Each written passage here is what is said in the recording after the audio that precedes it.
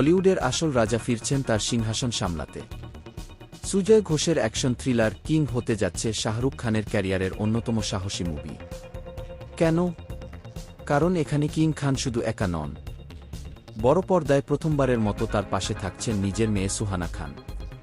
শোনা যাচ্ছে এই সিনেমায় শাহরুখকে দেখা যাবে একজন আন্ডারওয়ার্ল্ড ডন বা অ্যাসাসিন হিসেবে, যার লুক হবে একদম র এবং ইন্টেন্স, যেখানে সুহানা থাকছেন তার শিষ্য হিসেবে।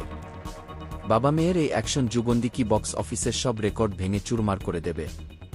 উত্তর জানতে হলে অপেক্ষা করতে হবে 2026 সালের ঈদ পর্যন্ত। মুভিটি পরিচালনা করছেন কাহানি খ্যাত সুজয় ঘোষ, আর অ্যাকশন সিকোয়েন্স ডিজাইন করছেন পাঠান পরিচালক সিদ্ধার্থ আনন্দ।